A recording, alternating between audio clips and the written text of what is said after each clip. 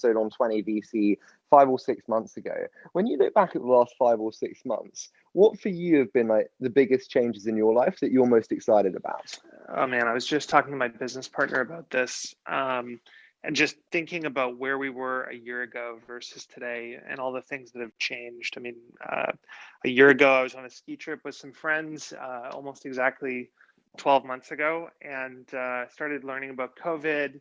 And, we didn't have a public company.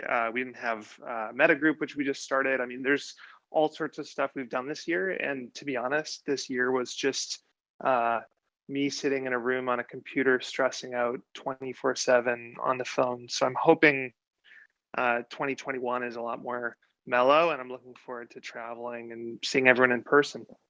Question for you. And how's it having a public company? How's that experience been? What are the big takeaways for you? Any big surprises? Well, I'd say the process of doing it is incredibly inefficient, and it's kind of like climbing a mud hill full of vipers.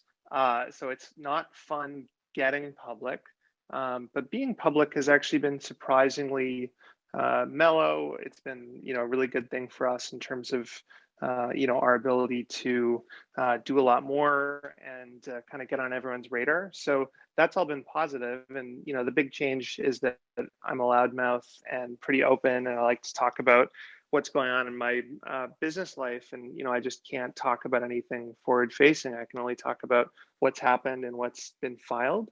So that's a bit of an adjustment. And then we also have a board now. So I can't be a dictator. And, Chris and I are used to being benevolent dictators and just kind of making quick decisions on things. So, every now and then we run up against something where we have to, get a group of people on board. But fortunately, we have an awesome board.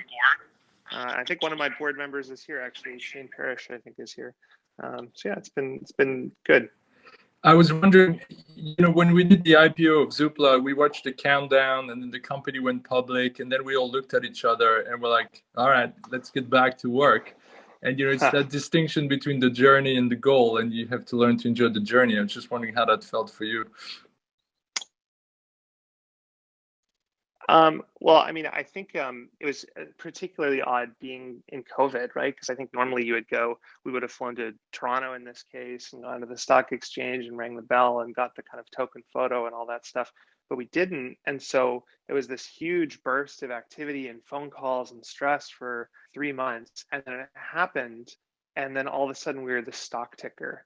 And it was very surreal. I mean, we knew we had a really valuable business, but seeing that the whole market, now has voted this up to being a $1 billion business is pretty cool. But, there's a lot of pressures on public companies to meet kind of quarterly guidance and stuff. And we've really been trying to take the Warren Buffett approach of, really just focusing on the business and making the right decisions for the business alone and kind of ignoring the market. So I've stopped looking at the stock ticker and stuff. But it was a real trip, honestly, seeing all the numbers and kind of validating, the value of the business. Can I ask, Andrew, you mentioned the stress earlier in terms of just being stressful year and sitting in your office working. How do you personally manage and deal with the stresses and the pressures that, of course, have come with a public company, but also more broadly? You always seem very composed and thoughtful. How do you manage those personal stresses and pressures?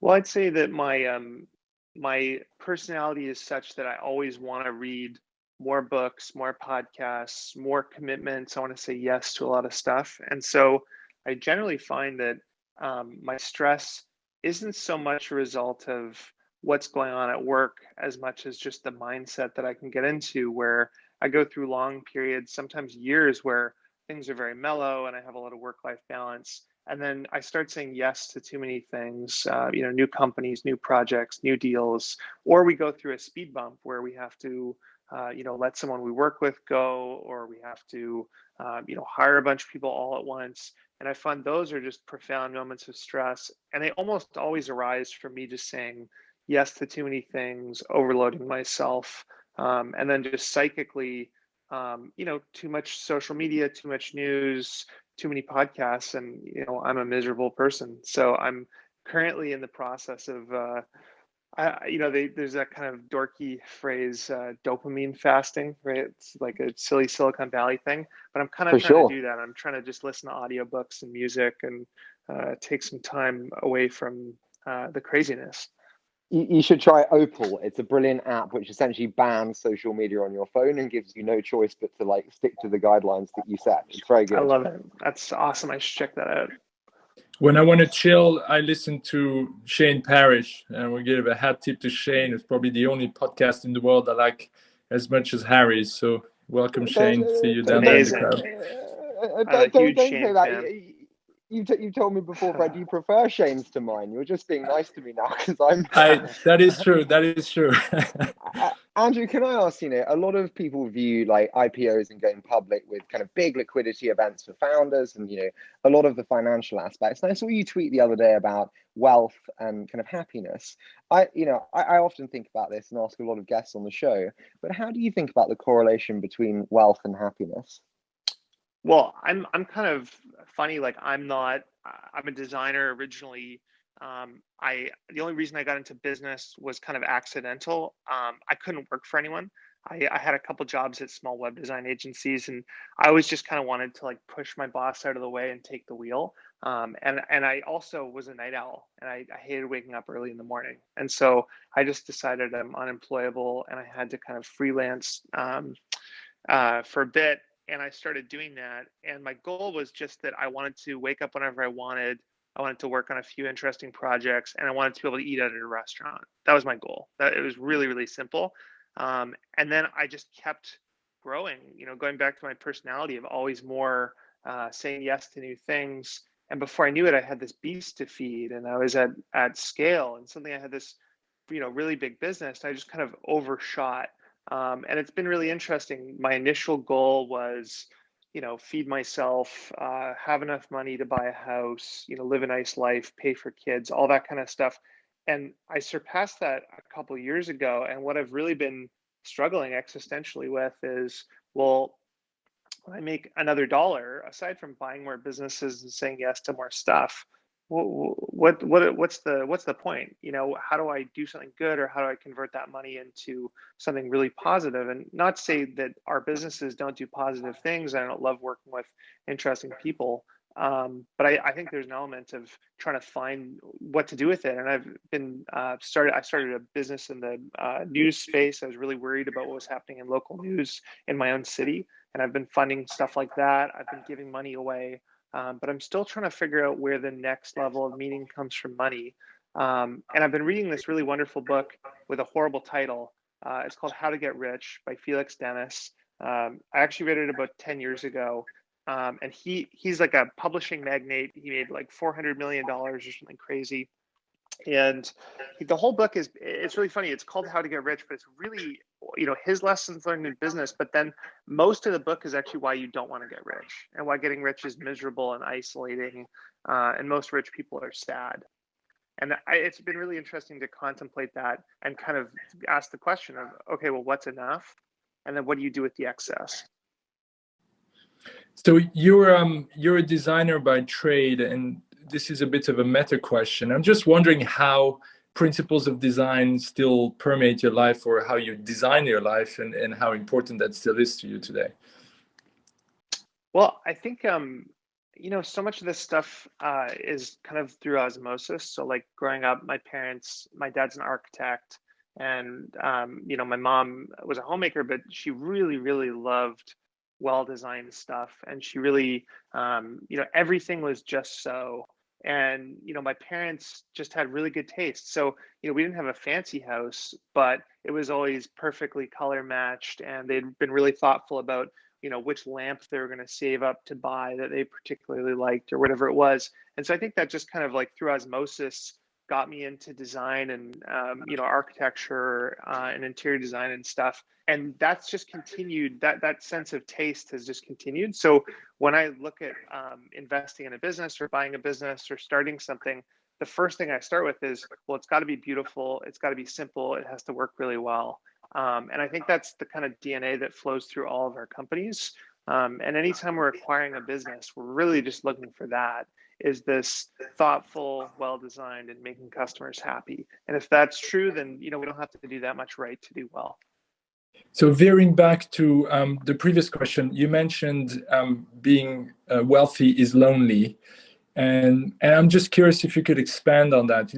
I know there are issues with knowing who your friends are, whether you're being used, and it's a constant that people who have fame or wealth feel lonely. I'm just wondering how you felt that and how you deal with it. Well, it's interesting. I mean, I haven't struggled that much until recently. Nobody really knew how big our business was. I mean, Chris and I were just two random guys sitting in shorts in a cafe. We didn't even have an office. We only got an office during COVID because we wanted somewhere to go.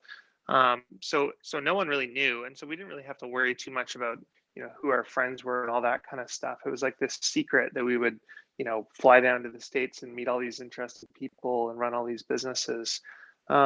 But I mean, since then, now with going public and stuff, people have started to realize the scale of some of the stuff we're doing. And it's been weird. I mean, I was playing tennis the other day, and the guy next to me said, "Oh, I thought you just would have bought your own tennis bubble by now." And just realizing that the people around me know about this it's a little odd and unsettling, to be honest. But that's kind of the name of the game.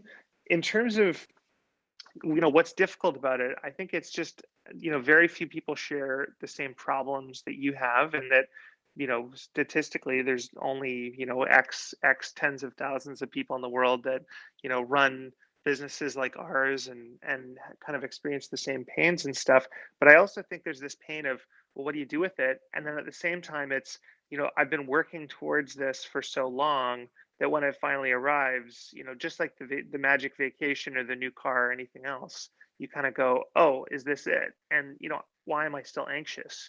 Why am I still experiencing frustration and depression or anxiety or any of those things? And I think there's that great Pascal quote, all of man's miseries arrive from the ability to sit alone in a room. I think that's really true with wealth too. It doesn't matter how much money you have, you still have day-to-day problems. Can I ask something? As you said before in this talk, you said yes in space to a lot of things. And, obviously that can be great. It opens new opportunities. Fred will tell you one of my biggest weaknesses is I say yes to most things and then screw myself by having too much. How do you determine what to say yes to versus what to say no to? And what does that decision-making framework look like from your personal standpoint as to where you spend your time and energy? Well, Chris and I did something we learned from reading about Charlie Munger. Charlie Munger talks about inversion. So the power of not thinking about what will make you happy, but what makes you miserable. And people are really good, surprisingly, at knowing what they hate. Everyone knows they hate Brussels sprouts, but they might think that a new car will make them happy, and it may not, or it's kind of hazy. And so Chris and I, maybe 2 or 3 years ago, sat down and said, what do we hate? What's making us miserable in our business life? And there was a lot of same themes. It was a lot of meetings, people who we didn't enjoy, where it might be financially rewarding, but we didn't enjoy them. We wouldn't want to be stuck on an elevator with them.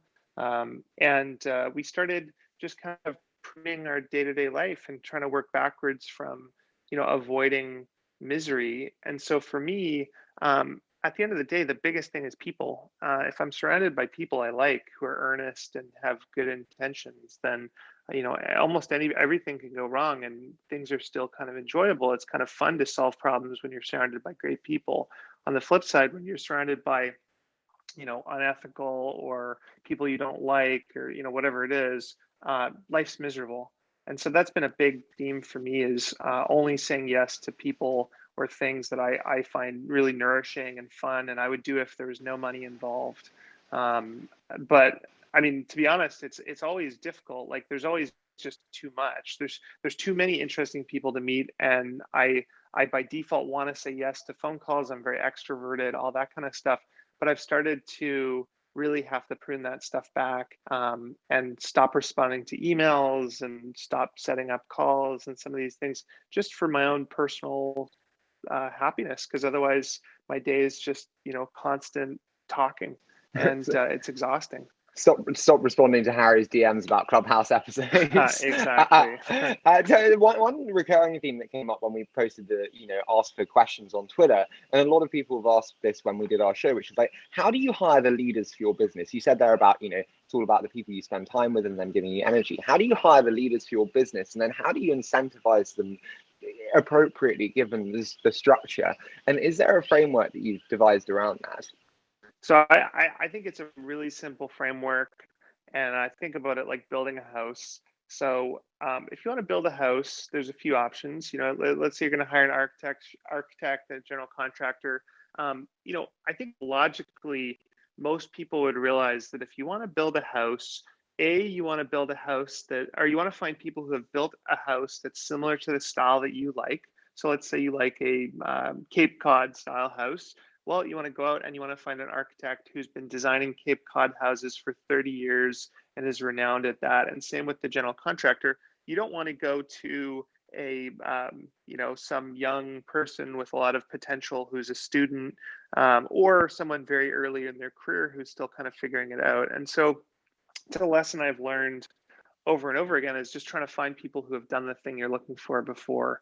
So if we're buying a business and we need somebody to run a marketplace or a job board or whatever it is, I'm really just going to go through my network and think about who's running similar businesses that are bigger, and might be interested in working for someone who's going to leave them alone and give them a lot of autonomy, which is generally, aside from financial remuneration, really it's a culture thing. We just leave our CEOs to do their thing, and there's very, very few things that Chris and I will nitpick or get involved with. Speaking of so when you're, go ahead, Harry. Sorry.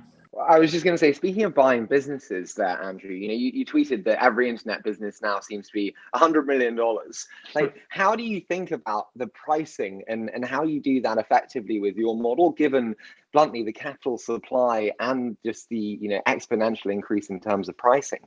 Well, I mean, in our model, our plan is to buy a business and hold it forever. So our only way to get our money back is via profits in the business. And so when we buy a business, we're looking at the annual profits and we're saying, okay, how many years will it take us to pay ourselves back if we are using the profits? And that just dictates the kind of multiple that we're willing to pay. And if the business is growing, slowly, it might be X times. And if it's growing really, really fast and it's a huge opportunity and we see a bunch of stuff that we can do in it, we might pay a much higher multiple. But at the end of the day, every business ultimately gets weighed on the value of its future cash flows. And that's really what the stock market is supposed to be. And I think it's getting a little out of whack right now with people investing in businesses based on nothing, literally just like it's a meme or something, which has been a really strange phenomenon to watch as an investor. But in the private market, people are equally very optimistic about the potential of their businesses, which I think is great. But they forget that at the end of the day, when someone sells us a business, we have to pay ourselves back. There's got to be some visible way otherwise we would be really bad investors and we would lose a lot of money. So you mentioned selection. I'm curious, when you're running a holding company like yours, identifying underperformance, you're getting to kind of root cause analysis, if I can put it that way, and then taking action. How do you deal with your portfolio companies when things go wrong and your managers? Well, we really have one job, which is hiring and firing CEOs.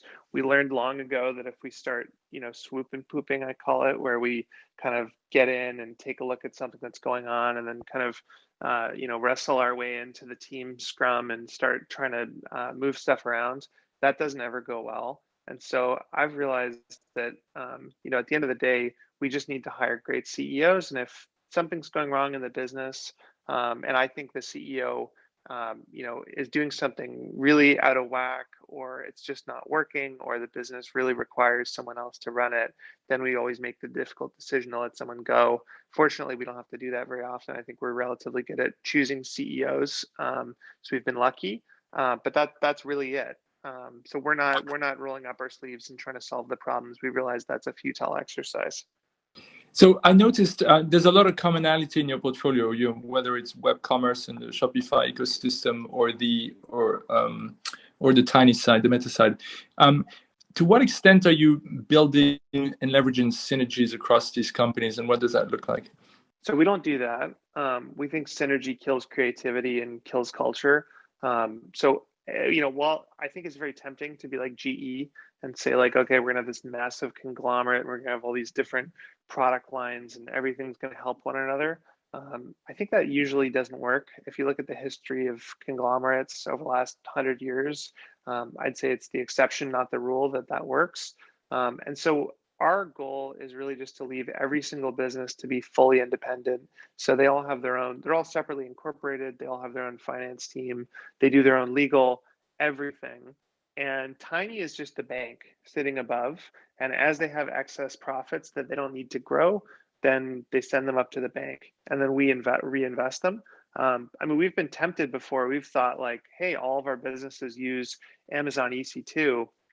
What if we went out and we negotiated this on behalf of the CEOs? But what we've realized is that even something subtle like that it basically says to the CEO, we don't trust you to do this yourself, and we're micromanaging. And so we just don't do it. We just leave all the businesses to do their thing. And what's special about that is usually when your company gets acquired, if it gets acquired on Friday, you wake up on Monday, and suddenly there's all this indoctrination. Now you're part of this family, and now we use this HR software. And there used to be fruit in the kitchen, but there's not anymore. And if you want a new Aeron chair, you got to go to procurement. And those are the very subtle things that just slowly are like a cancer on an organization, just little bits of bureaucracy.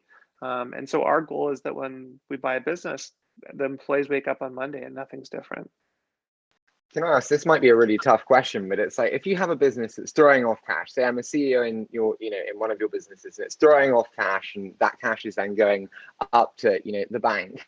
And then, obviously your job is resource allocation amongst, the holding company and, the entirety of the businesses. Is there ever a tension in terms of one business massively outperforming and then the distributions of that not being reallocated back kind of effectively into theirs?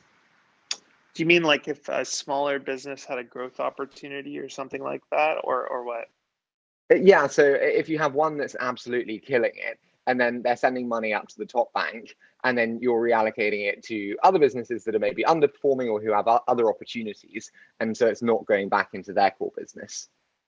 We don't really, almost all the businesses have enough capital they have enough cash in their businesses that they can grow and they can deal with speed bumps and reinvestment and stuff. It's really a question of how much cash do we take. So if a business makes $1 million in a month and they have enough money in the bank, they don't need to do a bunch of ad spend or growth or product development or whatever it is that's really costly. We'll just kind of say, okay, well, we'll take 800 grand of that, and the rest will stay in the bank for those growth opportunities. So we're not really bringing it up to head office and then putting it into a business that's struggling. Usually, even if a business is struggling, it has enough cash flow to self-sustain and get out of whatever situation it's in. So almost always, if it goes to head office, we're going to use it for an acquisition. Totally get you there. Can I ask another one? And it's from your Twitter thread that I just thought was too interesting not to. And it was, you spoke about the value of newsletters, especially today, and you compared it to Twitter followings. The value of newsletters, why you're so bullish on newsletters themselves as kind of the medium, and how do you think about that compared to other channels? Well, so I have 100,000 or so Twitter followers, and what I've realized is that when I make a tweet, if the algorithm doesn't like my tweet, I might only be seen by 1,000 people or 500 people. And that's kind of a difficult thing to navigate. And if I had a 100,000 email list, at any time I press send, I know pretty confidently that, probably 90 to 95% of those emails will get delivered into the inbox at the time that I sent them. And yeah, there's other emails they're competing with for attention and stuff, but I know they're going to get delivered. And I think that's much more valuable than a social media following. For that reason, you're not getting drowned out by an algorithm or something. And then there's no possibility that, you say the wrong thing and someone reports your tweet, and then suddenly you get blocked by Twitter or something crappy happens and you have no way to really get out of that. You still always have your email list and a direct line to your customer. And I mean, what's interesting about email newsletters to me, I've kind of seen my own personal behavior change. I used to wake up and read the Wall Street Journal, the New York Times, and now I wake up and I read a couple different newsletters. And I just find the format much cleaner. It forces people to write a lot less and be more to the point. And so I really enjoy that. And I think as a business model, there's something cool about something like Morning Brew or The Hustle, where yes, they have a sales team, and yes, they probably have 20 or 30 people. But at the end of the day, the business could operate with probably 3 people. You need a MailChimp account, you need a couple writers, and that's it. And maybe a developer here and there. So I love businesses where they don't rely on a massive hulking team. And when you think about the newspaper industry, it used to require hundreds of people to do that, and printing presses and trucks. So I think there's something really cool about how simple they can be and how powerful those businesses can be in terms of influence and reach. You mentioned Morning Brew and The Hustle. Anything else you want to plug or that you love reading? I really like Axios Pro Rata, which is just a summary of like all the kind of deals and stuff going on all over the world in private equity and stocks and stuff. And then there's a variety of other ones that I really like. I really like Liberty's Highlights, which is just some random guy in Ontario, I believe, who just summarizes business and investing and science really nicely once a week. I really like Benton Moss's Circle of Competence newsletter. I just subscribe to a bunch. The problem with newsletters is that everyone has one now. And just like podcasting, I kind of miss the days where there was like just This American Life and Radiolab to listen to. And suddenly, there's more great content than ever, but everyone's kind of drowning one another out. So I think that's the problem with newsletters. You're always competing against someone amazing. You mentioned podcasting there. I have to touch on this one, and it's you also tweeted before about Joe Rogan and the move to Spotify and maybe how that was a strategic error. I'd love to hear your thoughts. Why do you think that was a strategic error, and what's the thinking around that? Well, I think from a business strategy perspective, that was one of the dumbest moves I've ever seen. And I know that sounds insane because he signed like $100 million deal, and we don't really know the exact numbers. In my opinion, Howard Stern had to go to Sirius. There was no terrestrial radio operator who would have paid him that much. And at the end of the day, when he did that deal 20 years ago, he needed distribution. He needed satellite antennas and all this stuff. There's no way Howard Stern could launch his own satellites and do his own Sirius. With podcasting, you can fully cut out the middleman. You don't need Sirius. You don't need iHeartRadio. You don't need anybody. You can just do it yourself. And in my opinion, I think Rogan really missed a huge opportunity to stay independent, just simply in terms of audience ownership and a direct relationship with no middlemen. I think his big risk is that he goes to Spotify. He stays for 3 years. Over those 3 years, he gains millions and millions of new subscribers on Spotify. But as soon as he leaves Spotify, he loses all of those subscribers and has to go back to a public podcast feed. And then the other thing I think he's missing is that people pay $20 a month for Sirius, mostly because they want to listen to Howard Stern. I see no reason why Rogan couldn't have one episode a week that's paywalled, or just cut the episodes off after an hour or something like that. So I think he could have built a significantly larger business, but he had the wrong business model. And then it's a strategic error to let a middleman in between you and your listener. So a question going back to the newsletters in that case, how do you feel about Substack versus going solo? And would you trust Substack as a platform long term? Well, I think the hard part is that Substack at the end of the day has venture incentives. They have to build a massive business. And I think that the model is difficult. Right now, they're taking 10%. And I think that works fine when you're doing $100,000 of revenue. But, if you're doing $10 million of revenue or $15 million of revenue, as some of the larger people on Substack are, At a certain point, you start going, wow, I'm paying $1 million a year. And what's Substack doing? Well, Substack is basically like a nice version of MailChimp that's specifically designed for sending those sorts of emails. And you know what? You can't even customize the design that much. So it might make sense to just move to MailChimp, pay MailChimp $50 to $100 a month, and save $1 million a year in fees. Not to mention the risk of building on a platform that's venture backed and just what can happen. I mean, look at Medium. Medium kind of artificially limited access to various articles. They've changed their model many, many times. And as somebody who built an audience on Medium and used it as a blogging platform, I really regret that. I think at the end of the day, like the Rogan example, you want to 100% own your audience and make sure that you're not reliant on a middleman. I moved to Medium. It was the stupidest thing ever. I've got whatever 15,000 followers, but it almost took the pleasure out of writing once they got the paywall up. So I'm gonna get on to Ghost or Totally. Strappy and do something different. Can I ask you, Andrew, what do you find, like, as I said, in everything that we've ever chatted before, you're always very composed and very strategic and thoughtful. What do you find the most challenging aspect of your role today? And I guess it's different from years prior. So what's the most challenging today, and how's it differed from years prior? Oh man, that's a good question. I think the hardest thing I mentioned before is seeing.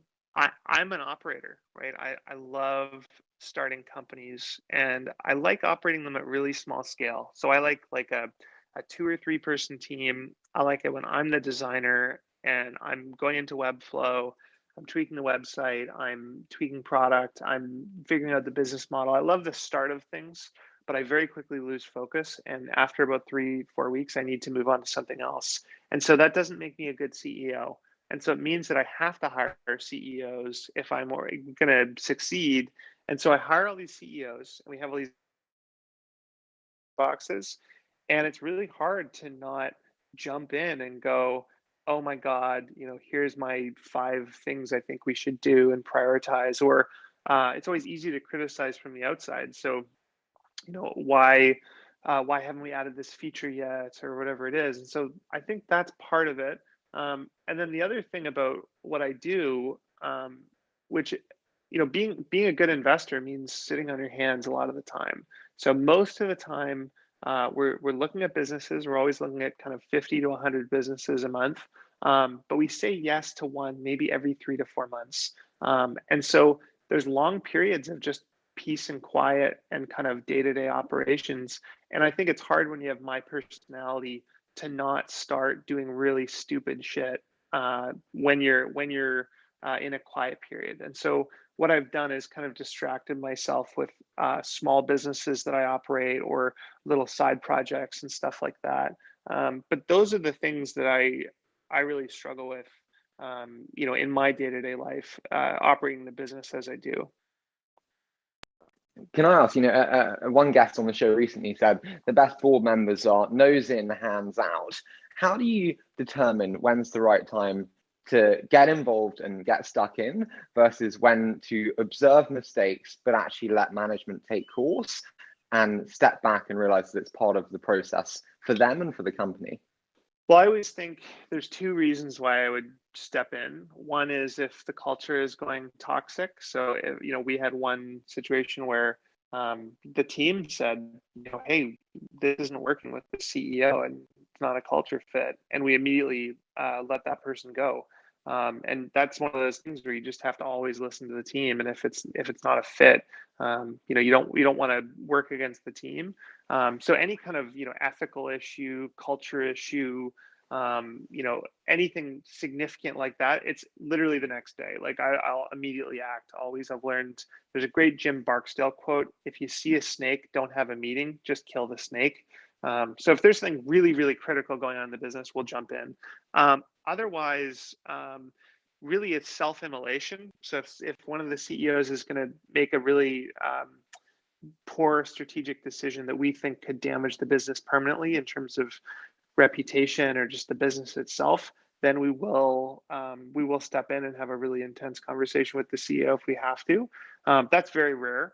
A lot of my conversations with the CEOs are them telling me about a decision and me either totally agreeing or totally disagreeing, but then saying, disagree and commit, the Jeff Bezos thing. That's one of the hardest things about my life is I can say, look, I've got all this experience, and in my experience, this won't work for all these reasons. And sometimes I'm right, and sometimes I'm wrong. And I think the humbling bit is realizing that if the CEO always listened to me, about half the time, we would have not done something that was really, really successful. Can I ask you, sorry, just on that, sorry, Fred, do you ever worry about the weight of your words? I think often people and board members forget about the impact that their words have. Do you have to be quite careful about the weight of your words because they do carry weight with your CEOs? And when you say something that might be off the cuff and just an idea, that they might run with it. And I guess, how do you think about the weight of the words themselves? Oh yeah, it's one of the hardest things. Like I'll give an offhand comment at 9 o'clock at night on iMessage or something, and then 3 months later it'll be like, oh, we've been quietly working towards this, and it might be something that I wasn't that serious about or whatever it is. And because we don't talk to our CEOs that often, I mean, we'll go through periods where we speak a lot to somebody if there's like a really important decision being made, but most of the year we don't talk to most of the CEOs. There's CEOs where I haven't talked to them for 6 months or 8 months before. And so when we do say words, those words are taken very seriously. So we have to be very, very careful about what we say. It's funny, we both jumped on the same thing. So just digging into that for a second, what I've found with strong and good operators is when they move to board roles, investor roles, they sometimes find it difficult to not be engaged in that, giving operational opinions. And so instead of reframing, trying to understand issues and help CEOs, deal with them better, they tend to come in and say, I don't think that's going to work. I'm just curious, again, just digging on that, how that's working and what you've learned from that process. Sorry, what was the question? You just want to say it again? I'm just building on what you said. So you were mentioning, you tend to go in and say, I don't think that's going to work based on X. Mm-hmm. And I was just wondering if your style had evolved more towards, Socratic coaching, reframing issues, helping people think through stuff versus, and I kind of like your style, you're sort of going in and telling them, I don't think that's going to fly and see how they react. I'm just curious about that. I have a real weakness of I'm very, very blunt. If I think something is ugly or that poorly thought through or whatever it is, I'll just say like, I think that's a really bad idea and here's why. Or I'm not good at doing the Socratic questioning, and I need to get better at that. So that's a failing. And I think the problem is when you come in and you say, oh, that's a really bad idea and here's why. People double down. So they've made a public statement to you that this is a good idea. You've said it's stupid and they feel the need to go counterpoint instead of working with them side by side on the same side of the table to think through the idea. And I think that's a big weakness of mine and something I want to work on. We all do, don't worry. That's funny. No, I wanted to invite, actually, I was going to invite Shane to the stage to talk about kind of working with you. I wanted to ask that you said a weakness there. In terms of strengths, like if that's a big weakness that you've observed, where do you see like outsized strength for you and how do you think about doubling down on that? I think my strength has always been delegation. So I always say like I'm lazy. And when I say lazy, I don't mean I don't work hard. It's that I don't ever do anything I don't want to do. And I have this kind of immediate anytime I'm doing anything I don't want to do, I have this like immediate reaction of I just want to give this to someone else. And I've had that for 20 years, since I was a kid almost. And so it's made me a good natural delegator by default. And, I used to delegate to the wrong people and kind of learned that the hard way and figured it out. But I'd say that's the strength is a lot of entrepreneurs, when they hand the keys to a CEO or someone else, they really struggle with it and they really want to stay in the business. I breathe a sigh of relief and go get a coffee. And, I love that feeling of finding, if you hate running a marathon, finding someone who's a marathon runner who freaking loves it and then paying them a lot of money to do it. And you've got a win-win, right? I really love that feeling. Shane, I wanted to put it to you, now obviously working with Andrew, what do you observe as Andrew's biggest strengths and then biggest weaknesses as a leader? Sorry, with Andrew being in the room, that's a tough question to ask. Well, the one thing he does that annoys me is he never mentions Farnham Street or the Knowledge Project. I'm working on that though. The best part of working with Andrew is, when you have a relationship where you have trust, you can really move fast together. And I think that we've been friends for a long time now, and we've done maybe 6 or 7 deals together. And there's just complete trust between people. So it's everything from him being completely candid with me, which is, the title of your podcast is stupid. You shouldn't call it The Knowledge Project. You should call it the Farnham Street Podcast. All the way to, I don't really have to review legal documents. Like, I can just trust that Andrew is not going to take advantage of me. And that builds up over years, but it allows you to move with so much velocity. And I will say that working with Andrew is just a pleasure in every way, shape, and form. And say his biggest weaknesses are the one that he pointed out, which is also one of his strengths, right? His ability to be blunt and direct and a little bit cutting at times is hard to handle at first, but it always comes from a good place. And I really appreciate the ability to work with Andrew. And I mean, we're on a board together now, and we've been on a couple of journeys together. And it's just amazing when you never have to watch over your back with the people you work with, and you have so much trust and respect for them. Thanks, Shane. That's nice of you to say. And I definitely dug into Shane on his the name of his podcast, and I've been amazed to it's been so incredibly awesome to see it succeed and become one of the top podcasts in the world. So that's been so cool. Shane and I met. I would say we were tangentially maybe aware of one another, but we met 4 or 5 years ago. We had Shane come out and do a speaking event in Victoria, and we got talking afterwards about his business and just totally hit it off. And so it's been really fun to get to know each other and get to work in the capacity we are now, where we're both big shareholders in this public company together. It's the culmination of many years of working together. So it's been really cool. Can I ask, we asked Shane there about your strengths and weaknesses. Andrew, for you, in terms of working with Shane, what's been maybe a biggest takeaway, biggest lesson, the biggest learning of working alongside Shane, and especially now with the public company? Are there any elements that come to mind for you? Well, if you look at what Shane does for a living, it's collect mental models and kind of create a toolkit for thinking. And so what's been really interesting is, on a board level, there's big decisions to be made. And I think Chris and I are people that, we have some mental models and stuff, some tools we use to make decisions, but often it's kind of on gut and experience. And I find that when we bring stuff to Shane, he always uses kind of interesting framing to help make a decision. And you can see the mental models come out. And I find that really fascinating and something that I think, I want to get better at, learning to use more thinking tools. So that's been awesome. So in venture capital, I think it was Mike Maples who said, the product of venture capital is a good decision-making engine. In other words, venture capital firms are only as good as the decisions that they make. And when you framed your decisions around buying companies, etc., it was relatively simple. It's like great design, great people, established businesses, sustainable, let's go. I'm just wondering how, maybe working with Shane or in the absolute, how you've improved the quality of your decision-making and kind of what that looks like today. Well, I think the biggest thing that Chris and I have learned over the last couple of years is to always buy from great people over and over and over again. The people who are human and thoughtful and good to deal with, and will kind of meet you in the middle. Those have always been the best deals for us. And then I think early on in our career, we would get excited by businesses and opportunities where they were just cheap. And sometimes it's really fun to buy a failing business and turn it around. But what we've realized, it's a lot more fun to buy a business that's growing and succeeding in so many different ways and just amplifying that and going along for the ride. So I'd say that's been the biggest thing. And I think Shane and I have both had experiences, investing in what Warren Buffett would call cigar butt businesses. And it's just kind of depressing. Even if you think about, a company is the sum of the people that work for it.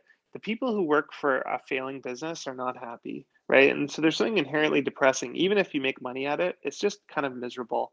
That's been a huge lesson, I think, for both of us.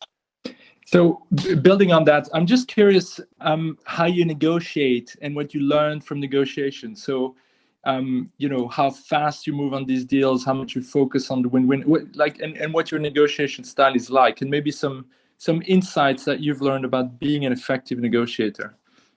Of the two of us, between Chris and I, my business partner Chris and I, Chris is actually usually the negotiator because I'm very impatient and blunt, as Shane said. So what I do is someone emails me and I'll say, okay, send me your financials. And I feel like I have enough mental models for different sorts of businesses that I kind of know what I'm willing to pay. And so I'll say, okay, send me your numbers. And I'll literally email them and I'll say, hey, I'll buy your business for X. And I think that with certain types of personalities, they really appreciate me being so blunt and straightforward. And what I'm trying to do is it's not that I don't want to get on the phone with them and learn about their business and hear their story. It's that I don't want to waste their time, because for 15 years, I had my time constantly wasted by private equity firms on fishing expeditions, where if they'd just been honest with me in the first place about what they were willing to pay, we never would have wasted all that time. So I try and really cut to the chase. And then if it's interesting to them, then once we do that, we'll engage in a deeper way. And then if there's a negotiation, and often there's not, often it's like, hey, here's what we pay, this is what we think is fair. Maybe they come back with a number or whatever. But if there is a larger negotiation, Chris often does it, because Chris is he's a calmer person. He's much more thoughtful and can kind of sit there and spend the time and get to know someone and work through any problems. So our partnership works really well in that way. I always say I'm the gas and he's the brakes. How do you handle the disagreement within the partnership? You said there about Chris and your dynamic there. When there's maybe a difference of opinion on buy or not buy, or too high or too low, how do you handle that moment of disagreement? Is it unanimous? Is it disagree and commit? What does that look like? So we both have our own holding companies, and then we have Tiny, which is shared. And when something is an amazing deal where it's a no-brainer, we almost always agree. And if we don't agree, that usually means it's a stupid idea and one of us is too hopped up on it, and we can convince the other not to do it.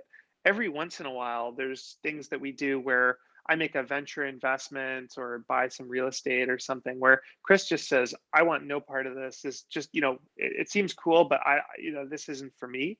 I just go and do that myself. And so in that way, it works really well, because we're still able to kind of do our own things if the other person doesn't want to participate.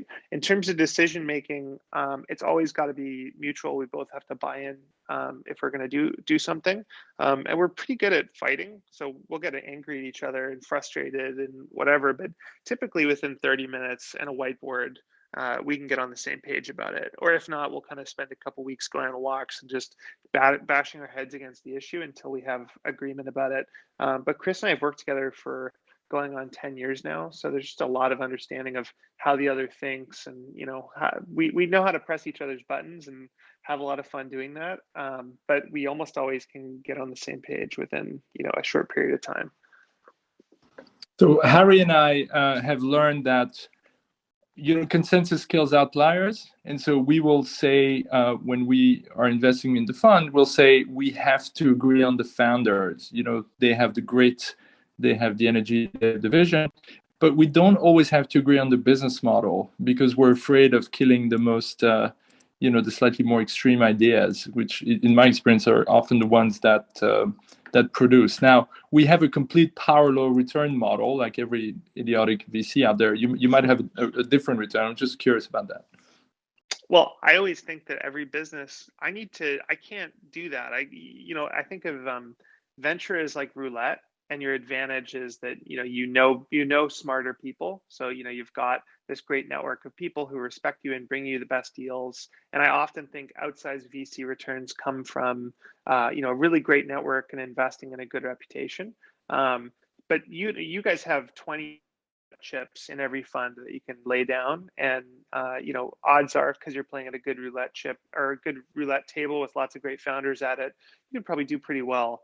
Our model is very different. Every single business, with 95%, we basically are assuming 95% of the time we're going to make money and do well. And so every single individual deal needs to make sense based on a P&L, based on profits, based on everything that's happening. And the difference is that when you guys are doing this, you're betting on a future outcome. We're not betting on the future. We're betting on what the business has already done over the last 5 or 10 years and what we think it can do, over the subsequent 5 or 10. Yeah, that makes total sense. We're always asking ourselves the question: did we take enough risk? And your thought model is quite different. I wanted to ask a specific question about no code, and I'm going to put it at a very high level on purpose. But you have quite a few of the agencies that are no code agencies. Just wondering how you view the overall impact and expected impact of no code on whether it's the SaaS business, whether it's the agency model, et cetera, and the future of software in general. Well, I mean, being a designer, one of the most frustrating things was designing a beautiful, at the time, Photoshop doc, and then having to go to a front-end engineer and having this filter, this person you have to get your vision through to, and then you have to sit there and nitpick and go through everything. And so, when I was a designer, I learned HTML and CSS, and I could kind of do that, but I always needed help and needed someone else to hook everything up and then get it live on a web server and all that stuff. And there's something that magical that happens when you just reduce the number of middlemen and steps to get something done. And so I find Webflow probably the coolest thing I've seen in 5 or 10 years, and it just ticks such a huge box for me that I can myself sit down, go in Figma, design something and code it myself and have it live, not worry about hosting or anything else. And then if I want to, I can do all this cool stuff with no code. So for me personally, there's something exciting about just reducing friction. It's like Amazon EC2. You used to have to go build a tech team and buy servers. You don't have to do that anymore. You just spin up an instance. And so it enables developers or designers to move much faster and do cooler things with less risk. So that I think is what's specifically cool about Webflow and no code. And I think what's really interesting about no code is the idea of finding businesses and business models that are currently not profitable because they require a whole bunch of developers, and going, well, this is a good $3 million a year business, but we're spending $2.5 million a year on this huge web team. This may not make sense. Could we actually run this on Airtable or Bubble or something else and make it a sustainable business? And I think that's really, really interesting. But really, no code, I think, is just going to unleash tons of creativity in the world. Anything that reduces friction is really powerful in technology. Fantastic. And looking at the Shopify side of the house, we have Thrasio-like models where they're effectively buying the brands and the merchants. You've gone more for buying the tools and the enablers. I'm just curious how you think about, Shopify internalizing some of these functionalities over time, and whether either they acquire companies, whether that threatens your businesses, and how you think about sustainability on that side of the house. Yeah, I mean, our goal is really to avoid Shopify's wheelhouse, right? So we would never build a Shopify app that's cart and checkout. It's too core to their platform. Where we want to play is around the edges, in areas that they don't need, or they don't have someone in-house that wants to build those things. So if you think about it, if you're on the Apple platform or whatever, building a weather app is going to compete with Apple core functionality. Maybe you can make a slightly better weather app, but they're always going to provide the default, and it's probably going to win out. That said, they're not going to do like a calculator that's used for advanced physics, right? So odds are that's not going to get disrupted by Apple, or a free solution won't get created. So that's kind of how we think about it. We're always trying to build things that we don't think Shopify has the desire to get into. Right, hence the content, and that makes a ton of sense. Did you find Shopify being relatively open about their roadmap to sort of enable you to do that intelligently, or are you kind of poking in the dark a little bit? I mean, we've got a really great relationship with Toby and Harley. We've been in business with them for over 10 years. So we don't have any deeper insight than anyone else, but generally, I feel like we have a reasonable sense of where they're taking the business. And I think they would tell us if the steamroller was coming for one of our apps. And they've done that in the past with other developers, where they say, look, we're going to build this, and, we want to let you know. So I think it would be no different with us than anyone else. Should we open it up to a couple of questions now? I feel like we've hogged the airtime, Andrew, with you in terms of questions. Should we open it up to a couple of questions? And sounds awesome. Okay, so let's add. I've just added Tyler. So Tyler, welcome to the room. Great, thanks. And thanks, Andrew. Just a question on your corporate structure. You said that you and Chris have your own holding companies.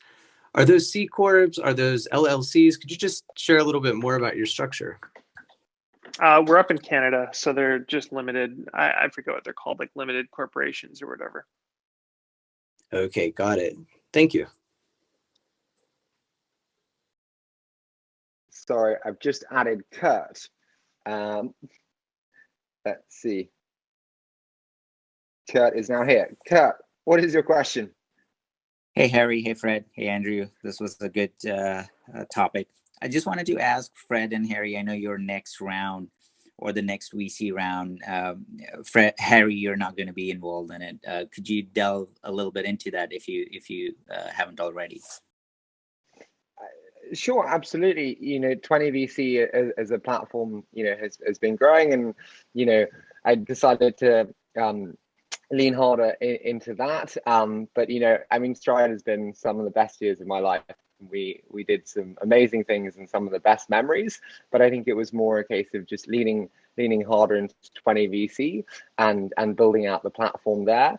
But also just being incredibly proud of all that we've built together, and loving Fred dearly, as you can tell from this Clubhouse. So that's kind of the situation there.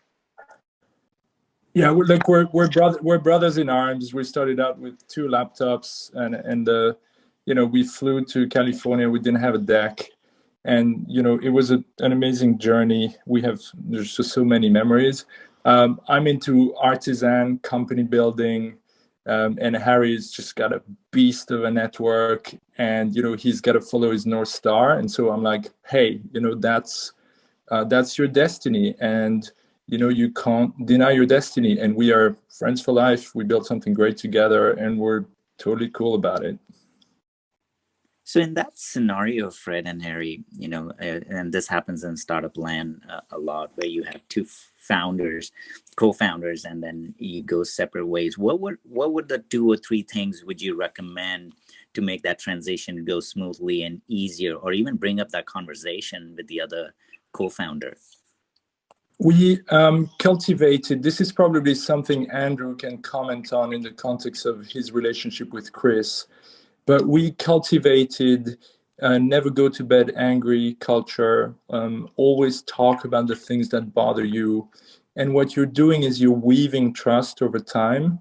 And, trust will be frayed in life because, you're busy, you run in different directions, you misunderstand what the other person means. And so in partnerships, trust is the currency, right? So you got to build it, you got to maintain it, you got to nurture it. And then when trust is there, I can tell you that I understand intuitively what Harry's thinking the moment he's thinking it. And all the time. It's uncanny, right? And so then you say, you feel gravity exercising its pull, and it's no drama, because we're both confident in what we do. We do it with a lot of joy and dedication, and it's fine. And so that's the basis. Once you have that basis, everything's possible. I think maybe Andrew want to comment a little bit on how you built a partnership that's lasted such a long time with Chris. Yeah, I think it's a lot like a marriage. Never go to bed angry, and you got to be comfortable getting angry and putting it all out on the table, and knowing that if you take that risk of saying your feelings, that the other counterparty is going to be able to steelman you and repeat back what you're actually feeling instead of using it against you or something. And often Chris and I will get really, really frustrated about something, but I know that at the end of an hour, we'll have hashed it out and figured it out. And I think that silence breeds resentment. Decisions where it's been made unilaterally breeds resentment. I mean, there's so many things, just like a marriage, lack of control of finances. It really is like operating a great marriage. And there's a great book on this. What is it? I forget what it's called, by John Gottman, where they studied couples. And I'm sure a lot of those same tools would actually apply to founders and partners and stuff. There's one called The Science of Trust. The last thing I would say, Kurt, and thank you for that question, is that relationships are not static, and the same way your marriage is not static. People grow, people evolve, and this is part of the joy of life. And I think I would recommend anybody who's married or starting a relationship, it's like, keep evolving it. And the same is true for partnerships. And then, life takes you where life takes you. But thank you very much for that question. Thank you. Maybe moving on to Khaled. Yeah, hi guys. Thanks for the talk. It's been a really cool discussion. I have a question for Andrew. What are the common qualities that you find in the CEOs of the companies that you invest in? Well, I mean, it's very varied.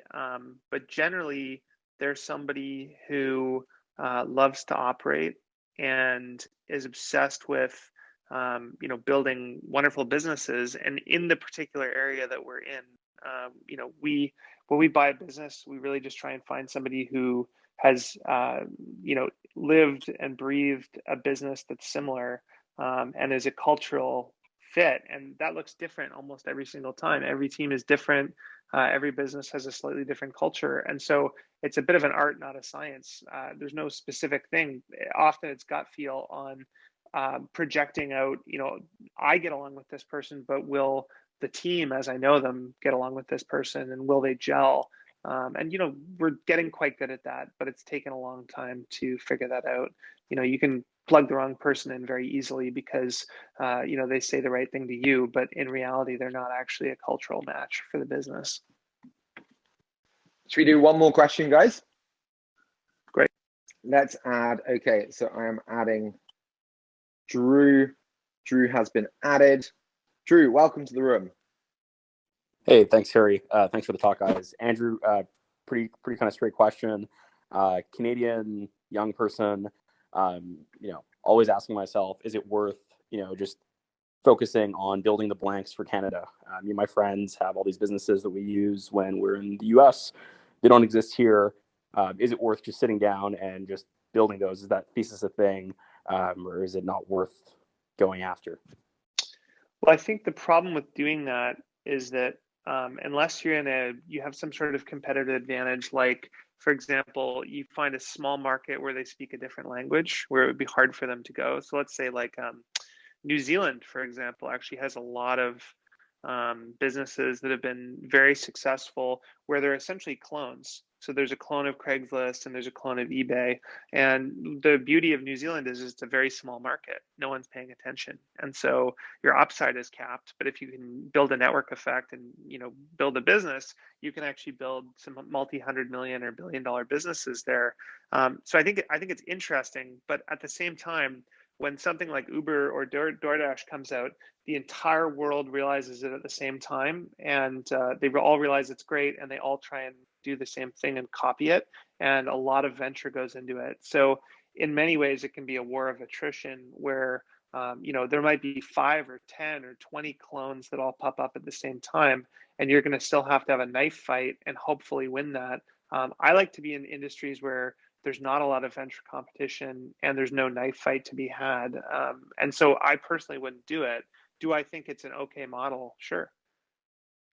Yeah, you have to be careful to understand the basis of competition. So if you take Airbnb wiped the floor with everybody else in Europe. None of the platforms survived. Why? Because they have global network effects on top of leveraging technology assets, etc. And then if you look at Deliveroo, I was on the board of Deliveroo for a while. That is actually quite a resilient business because at a mile level, you have defensive network effects around the density of restaurant and customers.